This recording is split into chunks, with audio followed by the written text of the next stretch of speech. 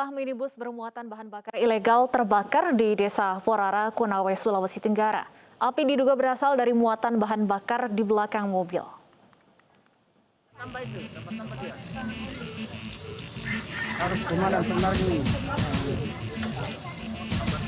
Sebuah minibus terbakar di Desa Porara, Kecamatan Morosi, Konawe, Sulawesi Tenggara pagi tadi. Minibus ini membawa ratusan liter BBM ilegal yang akan diantarkan kepada pembeli. Namun sebelum sampai, api tiba-tiba muncul dari bagian belakang mobil, tempat penyimpanan bahan bakar. Sopir langsung turun, cepat mungkin berusaha memadamkan api, nanti api terlanjur membesar.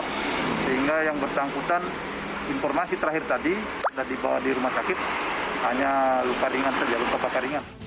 Tidak ada korban jiwa dalam peristiwa ini, namun sopir minibus mengalami luka bakar ringan. Kerugian diperkirakan mencapai ratusan juta rupiah. Dari Konawe, Sulawesi Tenggara, Febriono, iNews melaporkan. Sementara itu, kebakaran terjadi di sebuah gardu Wi-Fi di halaman kantor Telkom Makassar, Sulawesi Selatan. Besarnya kobaran api nyaris membakar gedung utama.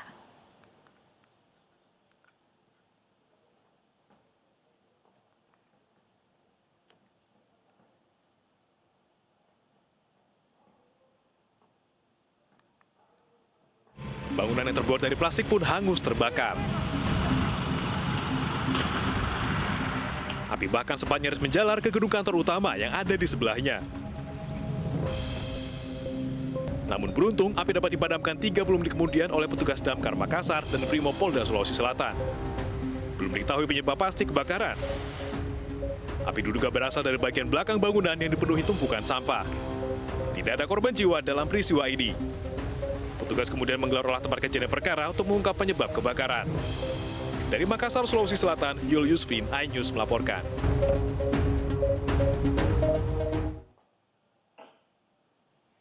Pemirsa, sepasang kekasih terekam kamera pengawas saat membuang jasad bayi di Bekasi, Jawa Barat.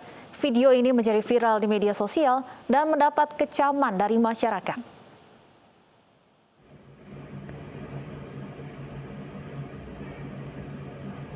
Dalam rekaman kamera pengawas ini terlihat sepasang pria dan wanita yang menumpangi mobil minibus membuang bungkusan plastik.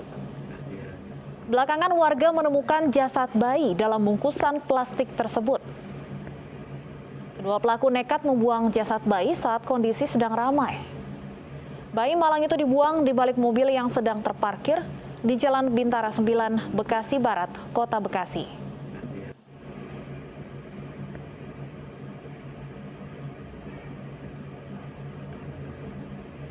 Tak lama setelah kejadian, kedua pelaku berhasil diamankan oleh warga sekitar.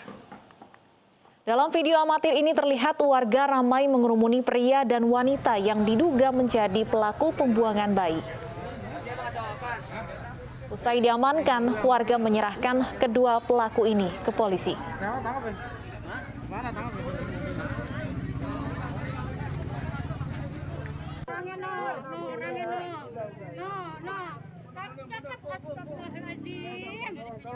Nah, jangan ganggu jalanan jadi macet. Nih pelakunya nih. Nih pelakunya. Juga di mana? Dia bakal jawaban. Ini mobilnya. Tangkap ya? Mana tangkap ya?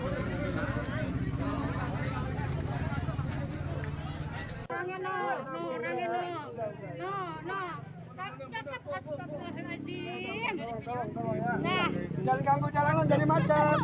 Nih pelakunya nih. Kita ke informasi lain, pemirsa. Polda Metro Jaya memperketat mobilitas dengan menambah penyekatan menjadi 100 titik. Perluasan penyekatan disebabkan mobilitas warga yang meningkat di minggu kedua pemberlakuan PPKM darurat.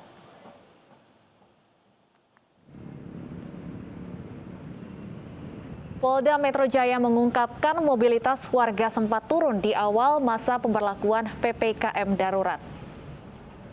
Minimnya kedisiplinan menyebabkan mobilitas kembali naik di pekan kedua. Karenanya, Polda Metro Jaya menambah 25 titik penyekatan, menjadi total 100 titik penyekatan yang dijaga polisi. Titik penyekatan akan tersebar di sejumlah ruas jalan dalam kota, batas kota, hingga ruas jalan penyangga menuju Jakarta. 10 penyekatan di batas kota Jakarta, 19 penyekatan di dalam kota, penyekatan tol batas kota, dan 27 penyekatan ruas jalan Sudirman Tamrin, serta 29 penyekatan di wilayah penyangga.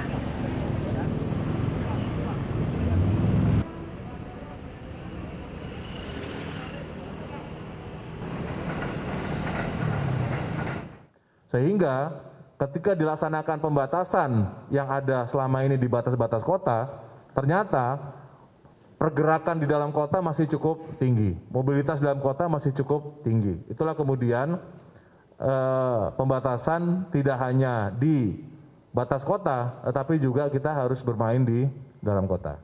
Next. Ini adalah 100 titik penyekatan. Jadi yang baru yang akan kita laksanakan besok. Seorang remaja di Bekasi memberhentikan truk secara tiba-tiba hingga akhirnya terlindas dan tewas. Aksi serupa juga pernah dilakukan seorang remaja di Tangerang Selatan hingga membuat nyawanya melayang.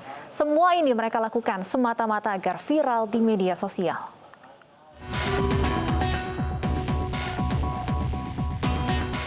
Hilang akal demi viral. Apapun bisa dilakukan meski nyawa taruhannya. Inilah yang dilakukan sekelompok remaja kampung Telaga Murni, Cikarang, Bekasi ini. Mereka nekat menyetop truk secara tiba-tiba sembari direkam oleh teman-temannya. Namun naas truk tidak berhenti sehingga menabrak beberapa dari mereka. Akibatnya seorang remaja 13 tahun tewas, sementara teman yang berusia 16 tahun terluka. Awalnya lagi duduk, saya ngonten gitu Pak, ya saya nggak ngeliat, tiba-tiba di bawah ada yang pada sakit gitu, jatuh. Iya Pak, gitu, saya tadi mobilnya juga aja lari. Terus angkatannya ada berapa orang? Saya dua. Berdua? Iya. Emang setiap minggu kemarin? Enggak jarang, baru kali ini Pak. Apa aja di sini? Emang sering sini nyetopin mobil. Mobil apa itu, Bang? Mobil tronton, yang gede. Terus setiap hari tuh, Bang? Tiap hari.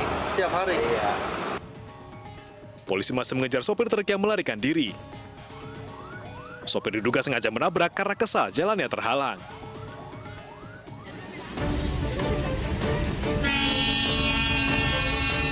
Aksi serupa juga pernah dilakukan sejumlah remaja di Pamulang, Tangerang Selatan, Maret lalu.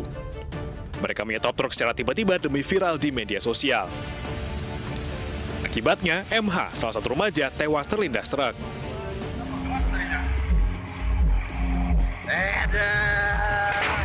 Berbeda dengan yang terjadi di Cianjur, Jawa Barat, April lalu. Seorang sopir angkot nekat beratraksi dengan duduk di atas jendela dalam kecepatan tinggi.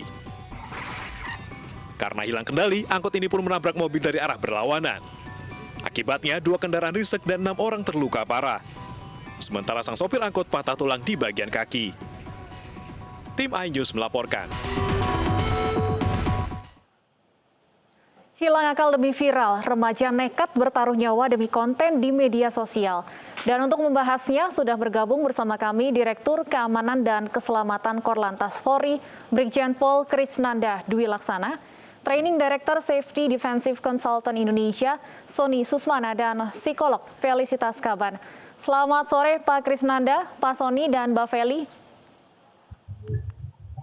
Sore Mbak Stefani. Baik, saya ingin ke Pak Krisnanda terlebih dahulu. Pak Krisnanda, banyak sekali kasus-kasus pengadangan truk dan kita tahu bahwa banyak pelakunya merupakan remaja. Bagaimana pihak kepolisian menangani kasus-kasus semacam ini? Kami dari kepolisian tentu di dalam penanganan atau pelayanan kepada masyarakat di bidang lalu lintas, ini bidang keamanan, keselamatan, hukum, administrasi, informasi, administrasi, dan juga kemanusiaan.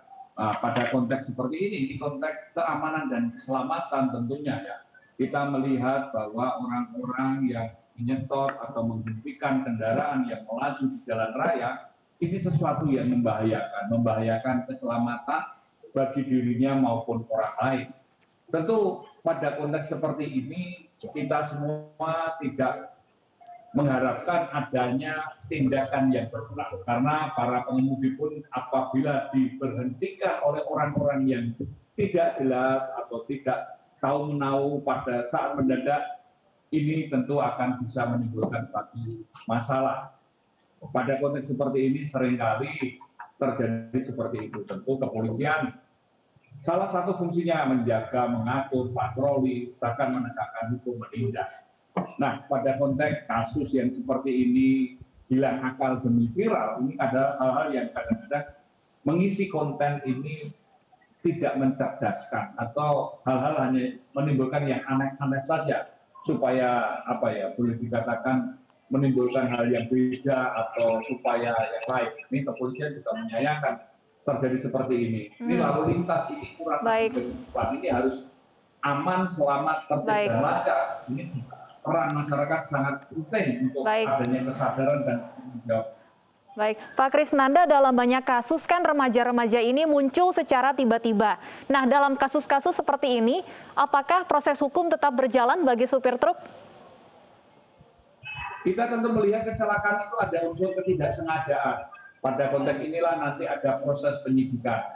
Karena pada proses penyidikan ini akan membuktikan siapa yang bersalah, siapa yang melakukan hal-hal menyebabkan terjadinya kecelakaan atau kemacetan atau masalah-masalah lalu lintas lainnya. Karena yang mengadili atau menghakimi itu bukan kepolisian, tapi kepolisian berusaha membuktikan.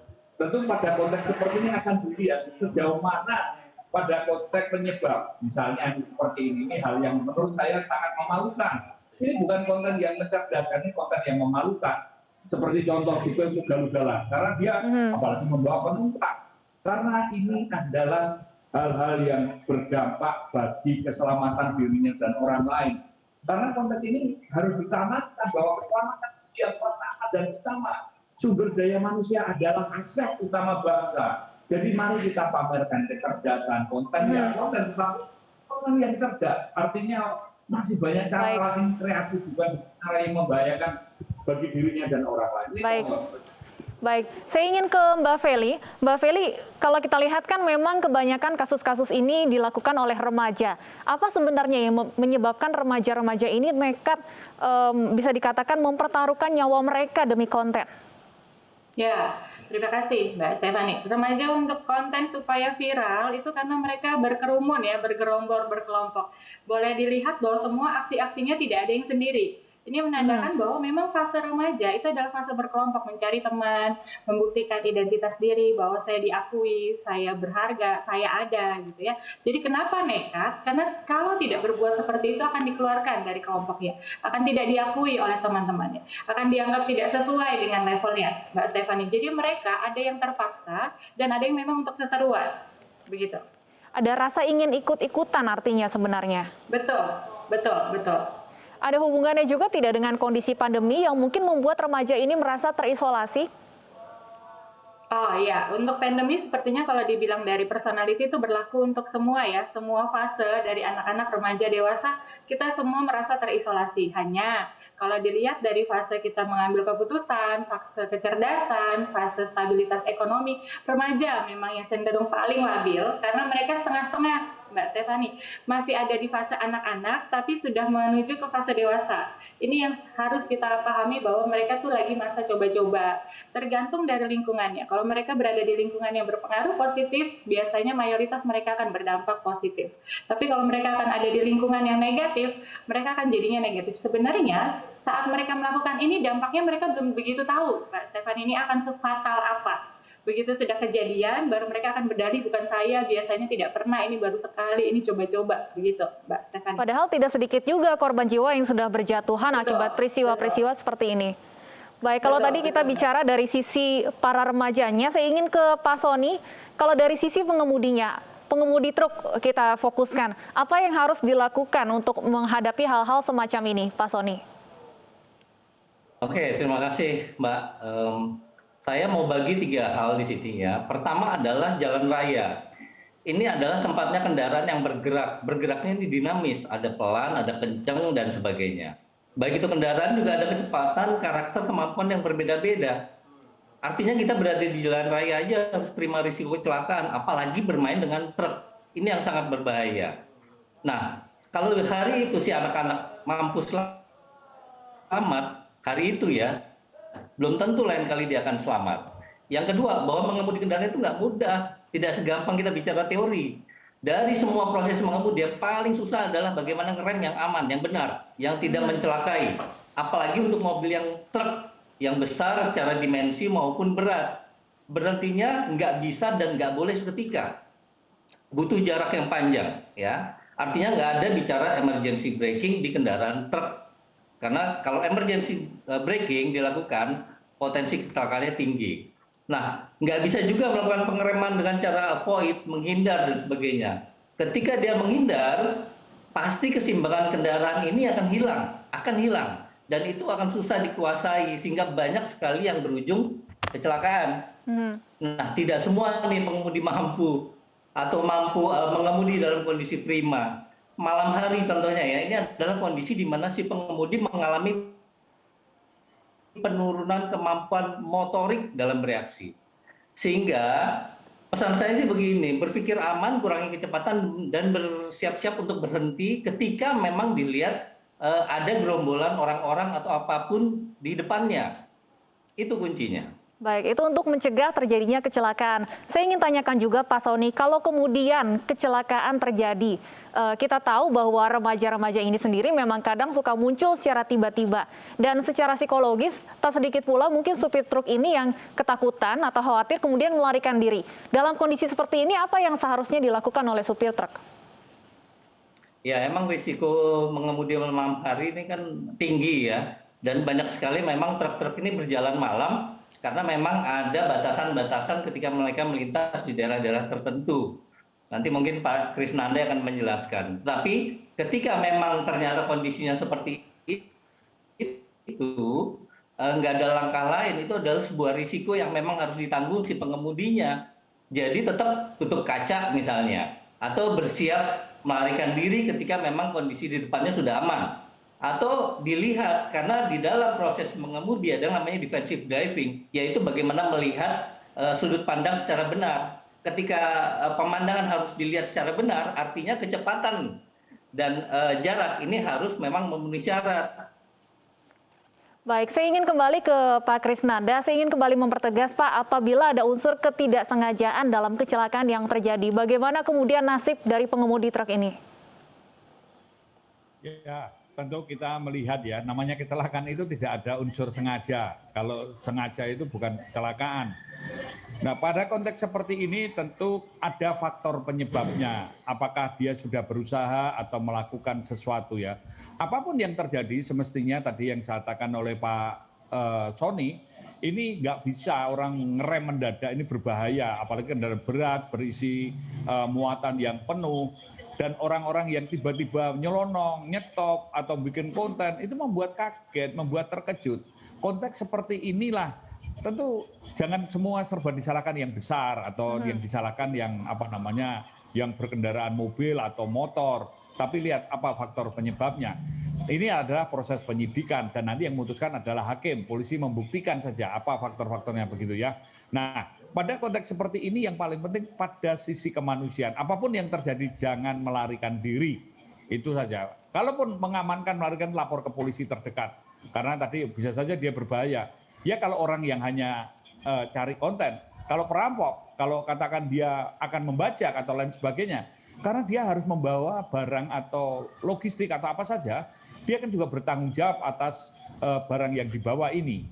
Nah maka memang lalu lintas ini diperlukan aman, salah satunya di situ, karena di sini berkaitan tidak hanya aman keselamatan, tetapi juga keamanan. Karena ini berkaitan dengan hidup dan kehidupan banyak orang. Nah oleh sebab itulah, maka lalu lintas ini juga dikatakan sebagai refleksi budaya bangsa. Kalau kita melihat orang di lalu lintas masih main-main, masih untuk untuk hal-hal yang demi viral yang seperti ini, menunjukkan tingkat kualitas kesadaran, tanggung jawab bagi keselamatan, bagi dirinya dan orang lain ini sangat kurang. Ini yang memang penting disampaikan, mengedukasi sejak usia dini, karena apapun yang terjadi, ini mereka tidak memiliki kesadaran, tidak punya tanggung jawab. Hanya dia untuk senang-senang atau yang lain-lain. Ini orang bekerja, orang bertanggung jawab, orang cari makan. Apalagi masa pandemi seperti ini, orang tentu pada saat kesusahan, diganggu seperti itu.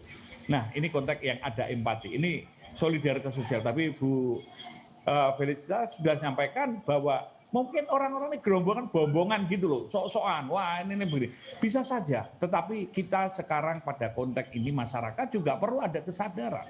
Karena solidaritas sosial itu bukan untuk hal-hal yang seperti ini. Ini kalau menurut saya memang harus ada statement mengatakan ini memalukan, ini pamer ketololan, ini jelek, nggak bagus. Nah sayangnya juga kita malah dipuji-puji, wah hebat begini-begini. Ini menjerumuskan. Oke, yang ngomong, yang menghujat, yang memuji, senang saja, dia nggak tanggung jawab. Tapi keluarga yang mengalami kedukaan bisa dirasakan. Bukan masalah ini hukum atau tidak. Orang tuanya rasanya seperti apa. Ini saya kira juga perlu ada suatu empati. Jangan sekedar kita secara teori, secara konsep menyalahkan. Pertanyaan bukan masalah hukumnya. Keselamatan bagi orang itu dan rasanya bagi keluarganya seperti apa. Ini harus dilihat. Tapi kemanusiaan. Sekarang pengemudinya pun juga stres, semua mengalami permasalahan. Dan ini harus dilakukan. Bagaimana kita juga peka dan peduli akan keselamatan bagi dirinya dan orang lain. Baik, ya dua hal yang tadi disampaikan bagi pengemudi truk yang perlu digarisbawahi, jangan melarikan diri dan langsung melapor ke pos polisi terdekat. Ya Mbak Feli, silakan tadi untuk menanggapi apa yang disampaikan oleh Pak Krisnanda. Ya, terima kasih Mbak Stephanie. Saya setuju dengan pendapat Pak Krisnanda ya, bahwa ini memang sudah termasuk dalam moral, tidak ada sisi positifnya, tidak ada benefitnya. Tapi perlu diperhatikan bahwa ini tidak langsung serta-merta tiba-tiba muncul. Pasti ada efek domino, efek belajar. Nah, ada dua sisi yang harus kita perhatikan. Yang pertama adalah yang ingin viral, yang kedua adalah seperti kriminal gitu ya, mereka menghadang untuk melakukan tindak kriminal seperti meminta barang, meminta sesuatu. Tapi yang viral ini memang untuk dipuji berarti. Setuju sekali bahwa mereka butuh pujian, mereka butuh diakui, mereka butuh bahwa saya lebih jago dari kelompok lain. Semakin dipuji semakin nagih, Mbak Stephanie. Ya, ini sifat psikologis dasar ya. Tapi yang perlu diperhatikan bahwa tahap-tahapnya betul. Dari masa kecil kita sudah menanamkan tumbuh rasa tanggung jawab, rasa peduli pada diri sendiri dan orang lain. Nah, pada saat dia remaja sudah ada belajar yang namanya cognitive learning. Cognitive learning ini dipengaruhi oleh sosial. Cognitive social learning. Jadi belajar bukan hanya di sekolah, tapi sudah mempelajari bahwa apa yang saya lakukan sekarang mempengaruhi orang lain. Walaupun nilai akademis saya bagus, tapi etika, manner, perilaku itu juga perlu. Atau dibalik, oke, saya memang sopan santun, tapi juga harus survive di dunia sekolah. Dua hal ini yang selama pandemi sepertinya luput ya, Mbak Stephanie, karena kita fokusnya di kesehatan, fokusnya di prokes, fokusnya di siapa yang terdampak, begitu, bagian knowledge, bagian attitude-nya, bagian skill-nya kita sudah agak sedikit lalai, Mbak Stephanie. Bagaimana peran orang tua kemudian dalam pengawasan terhadap anak-anak remaja ini? Oh iya, betul. Semua kita berperan. Namanya anak remaja mulai dari dia masa kecil sampai dewasa, kita semua berperan. Hanya pasti peran yang lebih besar ditangguhkan kepada orang tua karena mereka yang memang harus bertanggung jawab penuh. Tapi di situ ada peran juga untuk memilih komunitas, memilih aktivitas dia, dengan siapa dia bergaul. Kalau orang tua dua-duanya bekerja bagaimana gitu ya. Mbak Stephanie, ada lagi yang bertanya bahwa ini kan bekerja gitu. Kita harus semua cari uang. Sekarang lagi zaman susah gitu ya, anaknya di rumah. Nah, peran di sini adalah yang paling penting, namanya komunikasi. Bukan hanya tiap hari bertemu, itu tidak terlalu penting, tapi kualitas kita berkomunikasi dengan anak itu yang perlu dipupuk dari masa kanak-kanaknya. Jadi kalau tiba-tiba di masa remaja kita menuntut untuk anak cerita semua yang terjadi pada dirinya, sepertinya tidak bisa ya. Kalau dari masa kecilnya kita tidak terbiasa untuk saling berbagi cerita. Baik. Pak Soni, saya ingin kembali berbicara dari sisi pengemudi. Dua hal yang disampaikan oleh Pak Krisnanda tadi, jangan melarikan diri dan melapor ke pos polisi terdekat. Apakah ada yang ingin Anda tambahkan hal-hal yang perlu diperhatikan oleh para pengemudi truk ini? Ya, begini, saya melihat kompetensi para pengemudi di Indonesia ini masih di atas rata-rata. Jadi memang peran rekan-rekan dari pihak Polri, dari pihak Pak Krisnanda khususnya di sini, coba melakukan evaluasi lagi terhadap mereka-mereka, khususnya memang pemilik SIM B1 dan B2. Evaluasi ini bisa berupa berapa sih jumlah tingkat kecelakaan selama ini? Kalau memang ternyata tidak berubah atau bahkan tetap, ya mungkin dilihat lagi ke depannya apakah mereka layak mendapatkan SIM tersebut. Sehingga dari situ kita bisa memantau tingkat kecelakaan, tingkat kematian di jalan raya ini bisa berkurang atau enggak. Gitu. Menurut saya satu lagi, pemahaman mereka bahaya-bahaya yang ada di jalan raya ini penting sekali. Karena banyak sekali kecelakaan-kecelakaan yang melibatkan kendaraan besar ini ternyata usianya masih sangat-sangat muda. Ya, kalau yang tua-tua saya yakin sekali mereka sudah sangat-sangat bijaksana dalam berpikir dan mengambil keputusan. Nah, yang muda-muda ini mereka punya SIM B1, B2. Kayaknya saya agak ragu mereka kok belum layak untuk dapat SIM itu gitu ya. Baik, Pak Krisnanda silakan langsung dijawab bagaimana evaluasi terhadap pengemudi terutama yang memiliki SIM B1 dan B2. Ya, apa yang disampaikan Pak Sony memang kita paham betul ya. Kita sedang mengembangkan program Safety Driving Center. Karena pada konteks seperti ini atau sekarang ini, para pengemudi bus atau truk atau kendaraan lainnya itu rata-rata mereka belajar sendiri dan merasa bisa. Mungkin skill iya, tapi etika berlalu lintas ini kurang. Maka melalui Indonesia Safety Driving Center kami mencoba mengembangkan bagaimana para pengemudi profesi ini memiliki kompetensi. Tadi yang disampaikan, karena bukan hanya skill tetapi juga attitude. Dan kami di dalam mengembangkan pemantauan ini salah satunya melalui ETLE, penegakan hukum secara elektronik, kita ada program Traffic Attitude Record atau catatan perilaku berlalu lintas.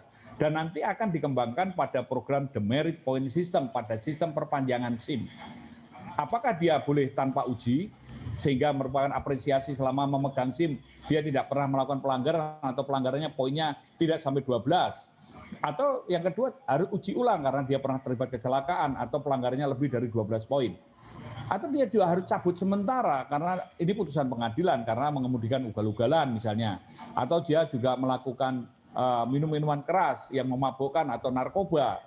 Dan juga ini juga putusan pengadilan cabut seumur hidup kalau melakukan tabrak lari karena tabrak lari ini kejahatan kemanusiaan. Nah, pada konteks seperti ini yang ingin saya sampaikan bahwa kita semua sadar bahwa ketika berkendara ini kita bisa menjadi korban, bisa menjadi pelaku yang merusak, menghambat, bahkan mematikan produktivitas kita dan orang lain.